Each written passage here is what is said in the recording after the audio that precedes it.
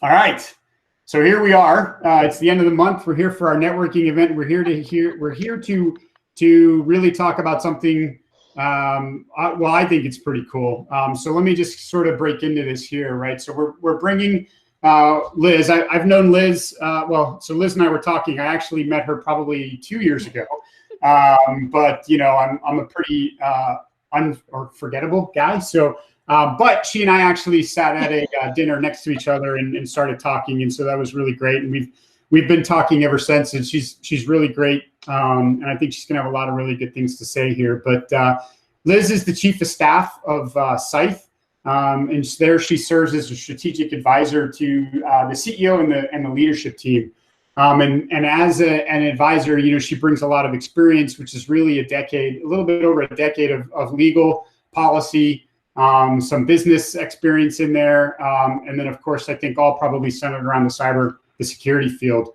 Prior to joining Scythe, she was vice president of operations and strategy for a third-party risk intelligence platform startup, where she helped scale the company really from 5 to a little over 25 people, and then also was that same company successfully completed a $10 million Series A funding round. So.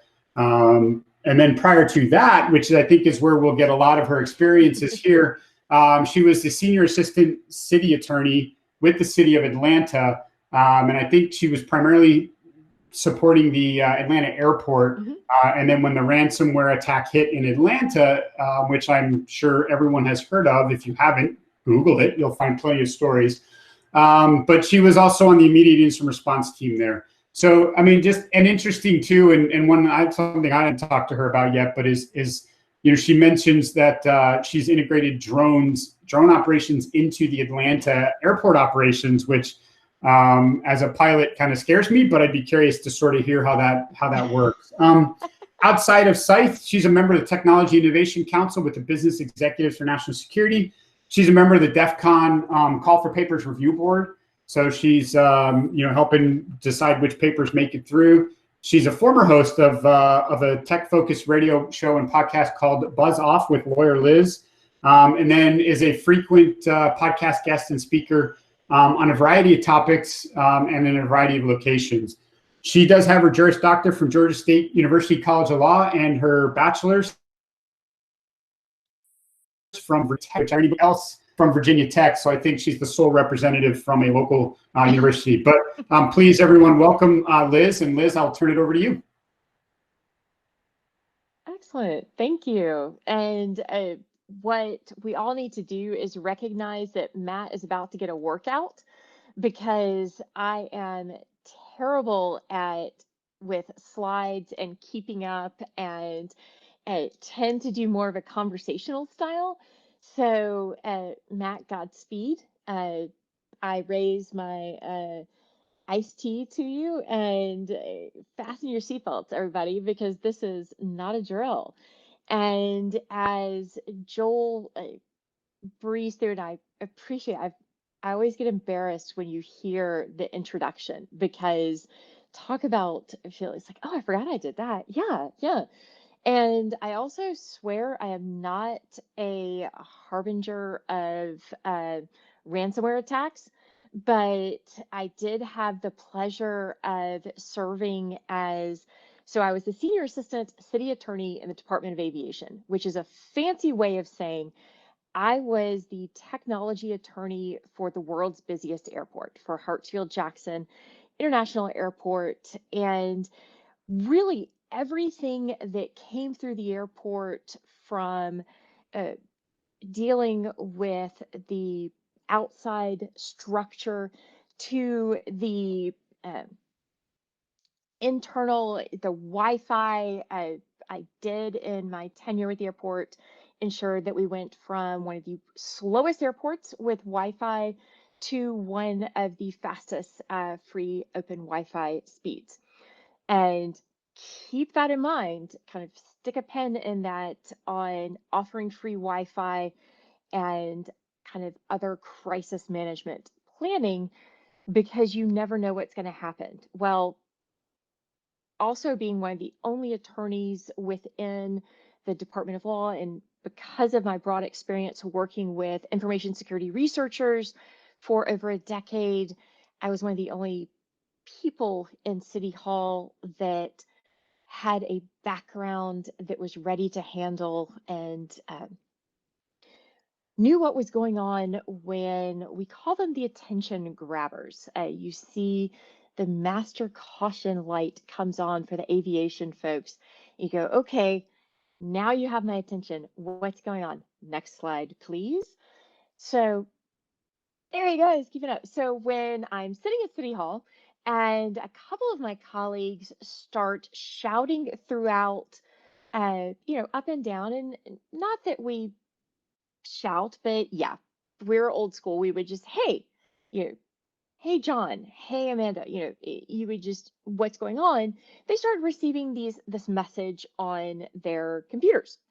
And because City of Atlanta owns the airport Department of Aviation, we were on our own network, but working from City Hall, my colleagues around me were still on the city's uh, network. And you can imagine when you start hearing this, and I don't know if it was the same with everyone from a small business perspective, but I have to admit, when I started hearing that, hey, there's this flu-like virus that's going around, or we went to RSA and you knew to prepare a little bit of, all right, I'm not going to give handshakes to everybody. I'm going to wash my hands a little bit more. I'm going to keep a little bit of a distance.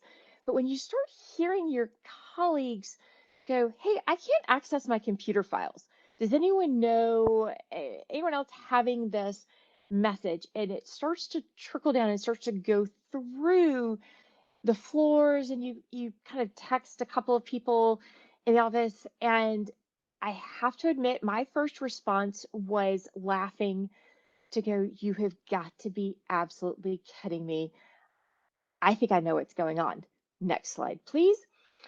And so what ended up happening is we realized, oh wow, it really is ransomware. And I get the call, get pulled out of a lunch that I was March 22nd, 2018. My first get your fanny down into the mayor's suite right now was probably around 11 a.m. At that point, we had had a critical team about 3 hours trying to figure out, is this as bad as what we think? But we had to put out this outage alert and really started getting creative for what was going on, because we might have had a playbook. We might have had ideas and plans for all kinds of resiliency things. I mean, if there was a tornado that was going to happen, we knew what to do. If there were power outages, we knew what to do. If there was this, but a ransomware attack that got into the core, drilling down to where everything within the city of Atlanta is now locked down. We weren't exactly ready for that. Next slide, please. So we had to brace for impact. And by that, I mean the picture on the left is City Hall. So when City Hall becomes shut down, and you have to start thinking, well, they own the Atlanta airport. They operate, and the protections that we had put in place that kept the Atlanta airport, which the airfield is on the right-hand side picture, you start thinking of, oh gosh, are our plans holding? Are these protections that we have? Because if you think it's bad, think of one time when Delta had a power outage or a system outage at their technical operations center in Atlanta. The ripple effect from just one airline having this outage caused worldwide airline and air travel delays for days, and upwards of multiple millions of dollars in costs to just Delta and companies. So we started bracing for impact because we knew something was coming. Luckily, what we had set up held, but part of the planning was, at one point we had someone truly running at one of the fire stations, going to unplug one of the computers because we realized because of some of the emergency systems, it was networked across both. And we thought, oh, this is going to be the gateway. We're about to lose everything. Go pull it out.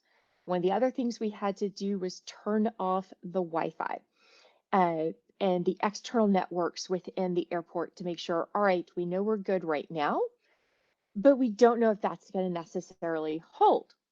So again, keeping in mind this free Wi-Fi, this is a teaser. Hope you're paying attention. Next slide, please.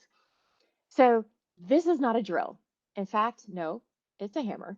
But you hear of all these different emergency planning, again, these resiliency plans. And as a business owner, you know, again, you know for the knowns, but you don't know the unknowns. So next slide, please. Price Waterhouse, I thought y'all would find this humorous, did a 2019 survey of crisis management. And in 2019, do y'all even remember 2019? Because 2020 feels like it's been going on for much longer than winding down the fourth month. But 69% of the participants in this survey of over 2,000 respondents said, oh, yeah, we've had a crisis in our business. Next slide, please. When they surveyed them, they said, okay, well, what kind of crisis have you had? And uh, other is going to have to change for the 2020 because pandemic did not account for any of this. So everybody's planning. Price Waterhouse is going to tell you how to manage a crisis. Yeah, nobody was really ready. Everyone was ready for perhaps a product failure, perhaps a supply chain, legal, lawyers. We're the worst. We ruin everything. But you have all these other failures, all these other market disruptions, but because of a competitive, nobody was really ready for, or in Atlanta's case, nobody was really ready for ransomware. We had all these kinds of plans. So next slide, please. One of the things we had to do was you have the pre-flight checklist. We had to go through and identify the landscape. We had to figure out, okay, what exactly is happening? What do we need to do for the immediate response? And then how do we move forward? So next slide, please.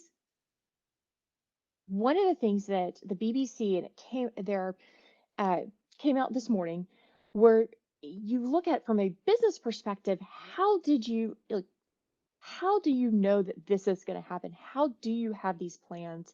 When you look at the charts of the unemployment claims, I mean, it just shoots through the roof. You can't really even chart anymore. Next slide, please. And you look at, going back to our aviation example, you look at the number of daily flights and just that sheer drop off.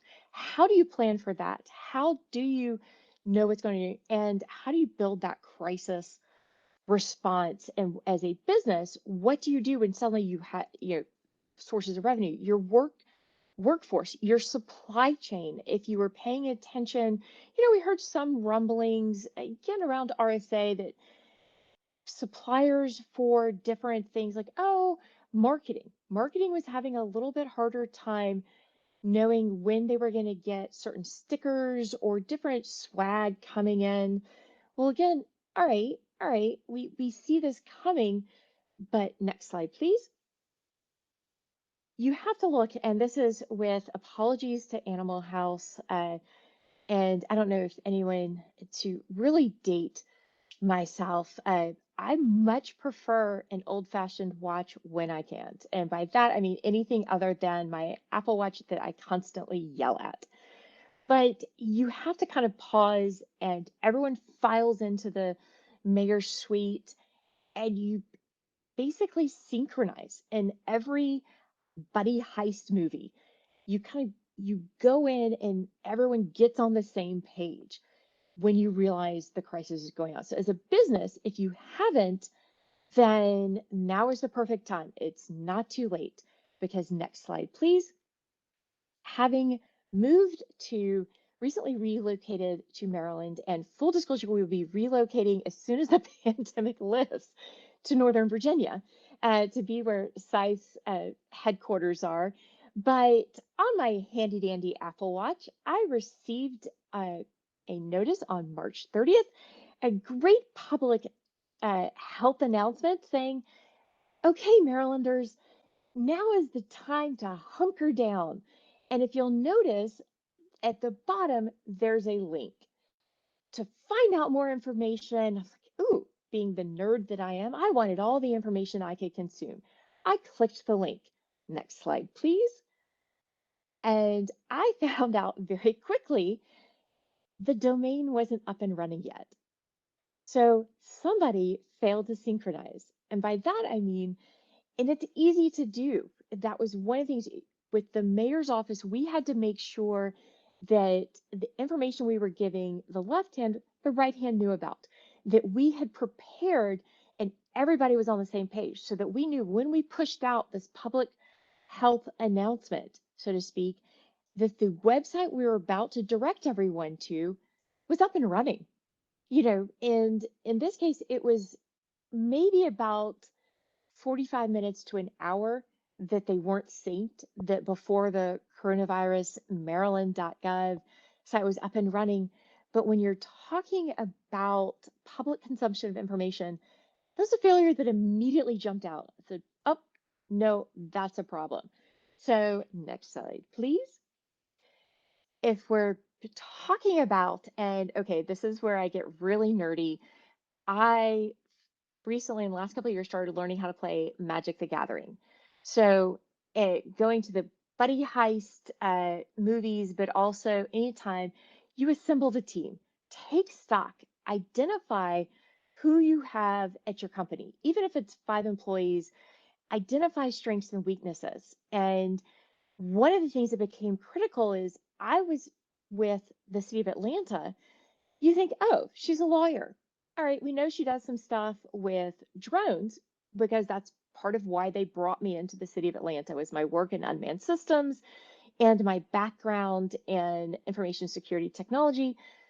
But it became critical when we needed to get a hold of different individuals or we had a question with some of the stuff we were working on. They knew, oh, Liz, it just so happened that I had access to an incident response team for one of the vendors that we already worked with that had just seen this exact kind of ransomware in a municipal setting. So I had people who had up to date, up to the second minute experience working with Sam ransomware, which is what Atlanta was dealing with. So they had the ins and outs. But if you didn't know that about me, in this case, the city attorney and I had worked together for years on different stuff outside of the legal stuff that we were doing at City Hall. So he knew. He said, okay, this is who I have. This is somebody that I have in my card deck. This is someone I can pull from. So take stock of your employees, the partners that you're working with, that maybe you need to get creative on with different events. Well, this is where you go, and a shameless plug for the work that Joel and everyone's doing with the Cyberbytes Foundation is, oh, I need help hosting a tabletop exercise, or I need help, like, all right, we're going to get creative. We're going to do this. Who do I know that I could partner with the Maryland Dreamport or some of the others? I mean, with Scythe, one of the things we've been doing is identifying, okay, a lot of our work that we were doing, a lot of our sales leads were coming from conferences. Well, okay, we can't go meet in person. Let's start doing online content. Let's start doing some of this other stuff. So knowing who to go to when you get creative, knowing where your strengths and weaknesses that, all right, maybe this contact, maybe this isn't the best, but having that knowledge, do that internal assessment of your team. Next slide, please. Because what it starts doing is it allows you to develop the plan. One of the best examples of or phrases that came up more often than not in the first couple of weeks and first couple of hours as the city, we've gathered the COO, we've gathered our CIO, our CISO, we've gathered everyone, the airport's there. We're all sitting around. And I was like, okay, great. Who has a contact that can call this? Or who has this document? Who has this? And so I go, I do, but it's on my laptop or it's on my computer, and I don't have access to any of that. Uh, One of the other kind of things is, great, I know we have a plan for this, but I don't have a printed copy of it. So if it was electronic, you lost it. Wasn't there. And so as a small business owner, if you don't already know what software you're using, know who your vendors are, know who you're working with, and create that battle plan, but keep it backed up, keep it somewhere, keep a copy of it somewhere where you can get to it. I am old school enough too that not only do I prefer my analog uh, or you know, other watches, I print stuff out. I keep a hard copy of documents that I'm using, different different contracts, or I have a separate kind of, I have a different copy of something, and I'll keep them in multiple places, all of which you do want to maintain the same protocols. You want to keep them secured, password protected, etc. But it made a world of difference with when within the first couple of hours after we're sitting there and we identified with the city of Atlanta several of the vendors that we knew we wanted to work with. Or in this case, we had some of our uh, federal law enforcement partners were coming in and offering assistance. We said, great, we need to get some NDAs in place. We need to get some basic contracts in place just because we're going to start sharing information. And because of city contracting requirements, there's certain things we had to have in every contract or every agreement. And if you're having to start from zero, it's really difficult. Lucky for them, both my laptop was unaffected because, again, I was on the airport's network, but all my documents had been saved. The docu file management system was on the city's network. And so I had kept a backup thumb drive that I kept on me at all times that had certain critical documents that I knew I used frequently. So I was able to pull up those documents and I was able to access them immediately. And we were having to create these hodgepodge of contracts because I had that. So again, know where your account information is, know where your insurance policies are, because that's going to be one of the fascinating in the nerd aspect of stuff that I work on. I'm curious to see how insurers are going to deal with some of this. You know, depending on your insurance policy, your cyber risk, or some of the others, but that doesn't do you any good if you don't know where your policies are, if you don't have that information handy. So keep it backed up, but keep it backed up somewhere so that if your system crashes in the middle of an emergency, you have another way to access it. Talk about the phone tree. Uh, Anyone growing up, if you're the class, like the PTA moms, they all had the phone tree. When something was going to go on, they knew who to call. You knew who the next person was down the line. Just because we're all digital now, and you may not know offhand somebody's phone number, because who has to dial phone numbers anymore? But it's all programmed in. But from a company perspective, know who does what. One of the things that with Scythe, we were dealing with, a question came up about our platform, and everyone looked at each other and said, okay, who am I supposed to call? Who do I raise this information to? Who do I discuss this with if I notice an issue? And so internally, even if it's 5 employees on down the line, No, all right, we've got an issue with this, or we're something's going on with our website. We're a SaaS company. Our server's down. How do we do this? Who do we call? A customer has noticed an issue with this. Creating that phone tree of who to call, who to email, knowing how to get the communication to the people who need it the most. Have a plan for that. And also have a plan for what we call the shadow social media website, like those emergency communications. Because one of the things airports have noticed is there are a couple of the airport vendors who've been hit by ransomware recently. And what it did was it took down their signage. So if you think of all the times you go to an airport and you have to go and look at the signage directing you to where your next flight is, you're changing uh, gates, you've got to make your connection flight. What happens with communicating that information out? And these, the cases, these airports had to resort to true old school whiteboards of having someone stand there with a dry erase marker and telling you your gate information. But with the city, what happens when we can't necessarily access some of the social media accounts or the website, and yet people need to get information, they want to know what's happening?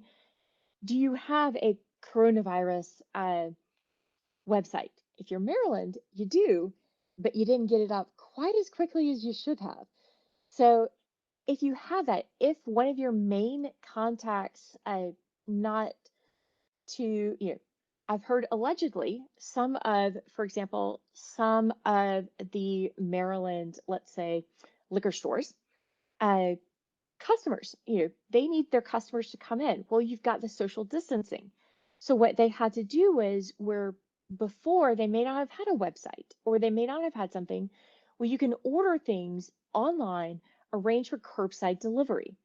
Well, have a plan for that. Know that, hey, if we can't reach our customers, do we have the ability to throw up a quick website? How do we get this information out? Is it a Slack, a Discord? Is it have a plan for being able to communicate quickly? So, next slide, please. Because fasten your seatbelt. Once you're in the middle of the, as we all are, you didn't have time to prepare. Maybe there's stuff that you didn't get immediately handled because, again, everybody was ready to handle a crisis that dealt with perhaps a bad review on social media. But when we look at the PricewaterhouseCoopers, nobody had pandemic on their list. So, next slide, please. It becomes critical to have that, again, as we kind of highlighted, the information sharing communication, having the internal communications, your telling your team what's going on and letting people know, hey, here's where we are with this, here's where we are with that. Because again, one of the things that becomes helpful is if everybody's on the same page, you can, through those internal communications, you can also identify where you have additional assets, where you have additional resources. Maybe you forgot that you have recently signed up or somebody had a trial subscription for this product or that product. Wow. Well, now let's leverage it. Oh, well, I've had a really good success with Zoom. Oh, maybe we shouldn't be using Zoom for this, or maybe we shouldn't. You know that through the internal communication, but also because you're engaging and having like activating partnerships and community. Like you're having the internal, but you're also getting chatting with other organizations in your or other companies in your network, in your industry, and really identifying who are some other ideas. I've seen a lot of the different restaurants and stuff going together saying, hey, we'll provide this part of the meal if our partner over here, for example, the apartment complex that I live in, has reached out to several of the restaurants around to engage them to say, hey, we know it doesn't make a lot of sense for y'all to do delivery, but what if we offered your delivery service to every resident in our community? And so find ways as a business that you can partner with people, get creative. One of the other things to talk about the old school relationships, again, going back to the telephone, phone a friend, reach out and pick up the phone, reach out to those contacts. Uh, again, that's partly how Joel and I connected here. And spoiler alert, I'm hoping to bring some other great content to Cyber Bytes through some of the folks where I was looking for a home for a presentation. I said, I've got this great idea. I've got people who are willing to do it. I think this would be a great resource. Joel and I having a conversation sparked that and sparked this, it starts a ball rolling where it allows you to get creative. Next slide, please. Because one of the things that uh, getting is that relationships plus innovation. And uh, Forbes ran an article that was talking about like with the PPP loans. And we can talk about how those, a lot of companies that were able successful with those was because they had already developed existing relationships with their lenders, or just other banks, other communicate, they had that chain set up. But imagine it from the other side. You've got a regional bank, a small bank, and you know that you are about to see an onslaught of application process. You are not prepared for this. This is a kind of, so from a business perspective, what they were able to do is they were able to get one bank based in Virginia was able to get 6,500 applications. One point, you start going through all this, and that's not for the program, but it's one bank. They were able to improve one piece of their business, in this case, the automation. Next slide, please. Um, and getting creative and realizing allow them to adjust, allow them to bring this additional service. And so going in, I typically hate words on slides, but these two quotes really stuck out to me from the CEO of Atlantic Union Bank, because he had identified we're about to face the two crises. We have a workforce that is now working remote, and we are about to have more traffic. We need to be able to serve our customers, and the only way to do that is through technology.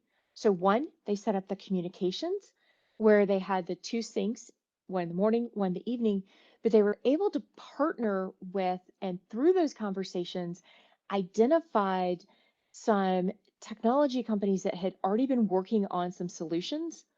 And they were able to basically get them, partner with them, do some testing, and really be able to drive this online portal, this bringing this in and ramp up, and through that really move fast and innovate. So if you're with a company and y'all haven't been brainstorming, you haven't built up that the communication, identifying the relationships, and really thinking out of the box, now's the time. One of the things with the City of Atlanta, and when we were dealing with the ransomware, is like, all right, how do we get this information out? How do we get, how do we identify where things are, and using it as a chance to rebuild our entire systems of what are the experts, who do we need to be talking to, and what solutions, let's go.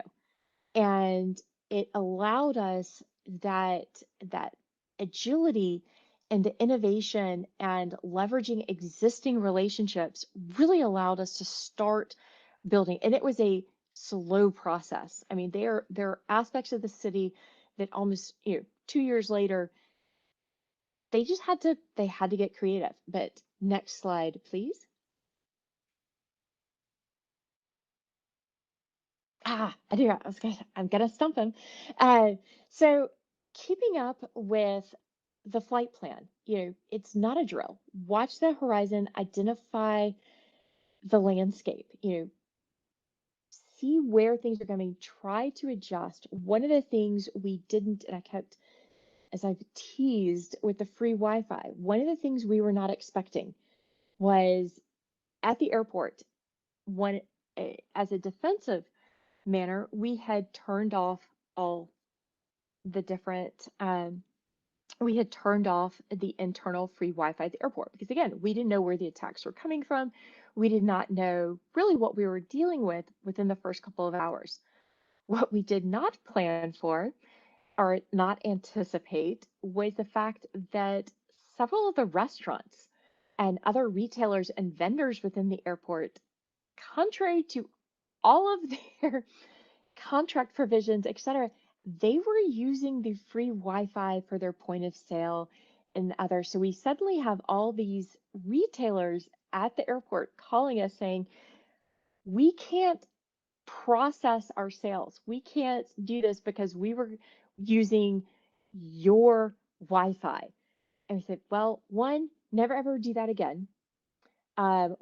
Once this passes, we're going to have a conversation and we're going to review and evaluate with you why this is a bad idea and how you've probably triggered all kinds of PCI compliance issues. But it also gave us an opportunity to kind of get an idea, identify where some of the issues were, and again, get to the next step of synchronizing the watch. Making sure that we had a plan so that if this happens again, we knew how to deal with that. We were able to assess the situation. So as a business owner, assess the situation, identify where are your assets, where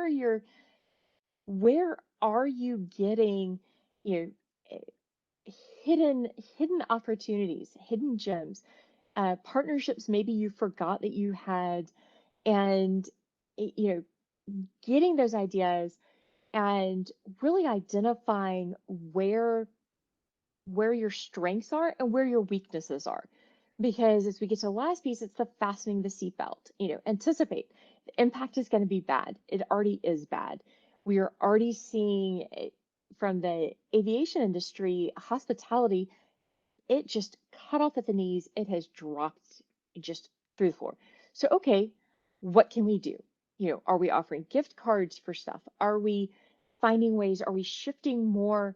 Most people don't remember that Delta Airlines, for example, started off as a crop dusting operation. So we're going to pause. We're going to think about that for a second. Delta Airlines got their start in crop dusting, moved on to cargo, in addition to passengers. So as an airline, being able to adjust, innovate, and really move around, how flexible. So as a company, identify areas that, okay, maybe you can't, maybe you've assessed the situation. I mean, one of the things Scythe provides as our platform is we provide an opportunity for red teams to practice attackers, attack simulation. Like, let's just throw everything at the network, allows you to plan for that resiliency. Well, okay, once you've identified those holes, though, what can you do? So now you've assessed the situation, you know that the holes are there. All right, you know it's going to be bad at this. Well, find ways to innovate, find solutions, or at least say, okay, we know that this is going to hurt, but let's build up our strength somewhere else. And next slide, please. And if you aren't doing all this, if you're not preparing the, I know it sounds silly, and picture sitting on the balcony of your home, your back deck every morning with the coffee, tea, having it. But if you're not taking notes right now, and as stuff comes up, you're missing out. You're missing an opportunity. I don't mean journaling. I don't mean all that. But one of the things I was doing every day when we were going through is I was meeting with different teams and saying, okay, what about this? One of the things we had to do is figure out how to print, because lawyers like documents. We like printing documents. And when you have networked printers and suddenly there's no network, how do you do that? So we had to get creative. We had to do all this different stuff. But I was constantly taking notes of, all right, what about this solution? What about this? What were some of the challenges? So that as we brought things slowly back online or other issues came up, it's like, no, we have a solution for this. Hold on. And I was able to flip back through my notebook and find like, oh, yeah, no, this was something, because stuff is happening fast right now. And having those notes, having that ability to go back and say, I think someone mentioned this a couple days ago, that's going to become critical and really help as everyone moves forward, going forward. So in any case, final slide, I promise the final slide, that again, it's not a drill. We're doing this while we're in the air. We're trying to figure out all of this. I promise though, even though pandemic was not on PricewaterhouseCoopers list, it is now. And knowing, again, those resources available. And so thanks to Joel and all that y'all are doing. And we were talking about some of the other different networking and industry-wide groups, but thanks to everything that everyone's pulling together and doing. And I'm happy to answer any questions, share stories. I can't name too many names from different ransomware, and I swear I had nothing to do with the Baltimore ransomware attack. That was just poor timing. But I wasn't going to bring that up, anyway. Liz. It's a touchy subject. I'm using this to innovate and say that if there are cities that are willing to pay me to move to other cities, or avoid, we're going to be house hunting and apartment hunting in about 3 or 4 months. I'm open. I'm open to ideas. Yeah, we would absolutely welcome you in Virginia, except for your past history. So maybe we should talk about that. But that's beside the point. All right. Well, exactly. So Liz, thank you very much. And I would so the program officially ends now. We did have a half hour on the back end of this. And if Liz is available, I like to be respectful of everybody's time. So she said she's available for questions, so we can open it up for questions right now. And we can kind of go from there. Actually, brainstorming ideas. Yeah. And maybe I don't know, Jonathan, Matt, did anybody send you any questions at all? Nope, I didn't get any. Jonathan, he'll have to chime in on his end. Yeah, I mean, one thing is, has anyone else noticed with because we're all having to get creative. Hopefully, one of the things we tried to do within Scythe to kind of build morale, so to speak, is we're having a costume theme for our company-wide Zoom chat tomorrow. And I don't know how creative my colleagues are, but we're going to see. But just things like that, to just be silly internally and do that. We created a Scythe library. So we took all the presentations, podcasts, and everything we've all been doing, put them online to kind of drive customers or just anyone there, said, hey, here's one way, because all of our leads used to come from, again, conferences. Let's do that. Grim did GrimCon. Is anyone else finding other ideas that, hey, this is how we're adjusting. This is how we're being agile. Hi, Liz. It's Michelle. Thanks for that. I actually thought it was. I've done no squats today. Well, there you go. There's something to motivate you, squats. We're kind of doing the same thing, right? I mean, the company that I work for is Australian-based. So we've had to take everything online. And I think it's, interesting to say you've kind of got to be a little bit silly about stuff. And we have Game of Thrones every Friday afternoon, where we do a little bit of a talk about work, But then it's, maneuvering, manipulating, if you want to call it that, and badgering, and some of it's related to resources around work, but just to take the pressure off. There is a lot of pressure at the moment with people thinking they should be as productive as what they are as if they're in an office, and that's just not going to happen.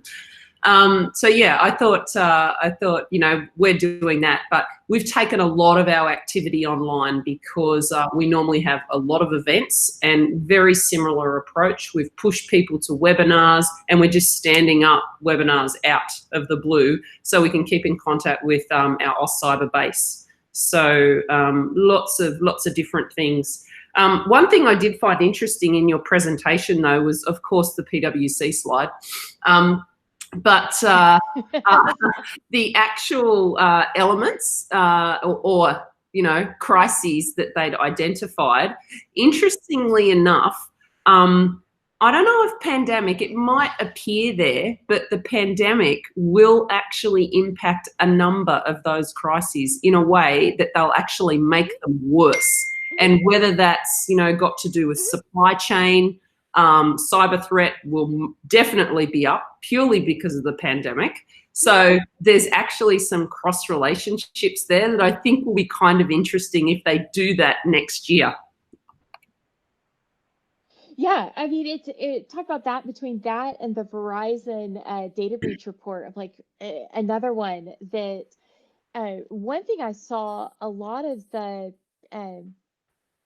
companies and especially on Twitter, folks look at like when you would do penetration testing or some of the others like phishing, but from a training perspective, they're like, is it out of bounds to use COVID as a phishing attack simulation? And really everyone, the general industry consensus was that's off limits right now from a testing, because there really is that uptick right now and people using it, and you don't want to embarrass someone to where they don't click on legitimate company information. Or the vice versa. And so that to me has been interesting. And also, again, going back to that insurance, like, everyone always teases the lawyers because we like fancy words, and like we talk about force majeure. Wow, there's provisions in contracts if I can't perform because of an act of God. Well, at some point that scale is going to tip, and really, is this something you could not have planned for? At some point, could you, if you enter into a contract now, as opposed to something you entered into 6 months ago, where, well, I could never envision a pandemic. Well, really? You couldn't, because you're in one. You can now. Some of what's going to happen. But we're seeing too within cyber insurance, a couple of the carriers are starting to balk when we get into the attribution aspects, and companies are, everyone who's so quick to say, oh, well, this was North Korea, this was the Russians, this was APT, whatever. Well, when you start getting the attribution, what are the other kind of unintended consequences of, great, now you've made it an act of war, and does that excuse some of the performance, or does that so I don't know, there's that nerd aspect of, ooh, this is going to get fascinating, the court systems, but at the same time that doesn't help a small business as you're trying to figure out what to do next. Yeah, I think I agree. I find it fascinating to see the changes that it's actually going to have in the ecosystem over, probably over the next 6 to 12 months, and then they will just become business as usual. But I think, going back to, could you envision it? Then we end up in a planning phase where, you plan for everything and then put a risk measure over the top. Likelihood, use the Admiralty scale, use whatever you want, like risk, likelihood, whatever. But then, you end up just planning for everything. So, yeah, it's a slippery slope. It is. And even the best laid plans, I mean, it's, oh, we had a plan for this. Well, okay, you overthought it. You just need to be flexible, and that's one advantage I think the smaller companies do have, is it if you have leadership that's already used to having to jump in and get their hands dirty with stuff because, well, we don't have a department for that. It's just me. You know, like depending on the hat, if someone calls like, oh, who does the contracting? I'm like, well, that's me. Well, who does this? Well, that's me. And did I suddenly get my fun today? Yeah, that's me. Yeah. So I see. But yeah, it's. I'll be watching. Interesting. Watching, scary, definitely and, watching. See how it all plays out. We're ruling the conversation, gents. Sorry. That's quite all right. I know. Sorry, guys. Yeah. Do you? Does anybody have any other questions for Liz?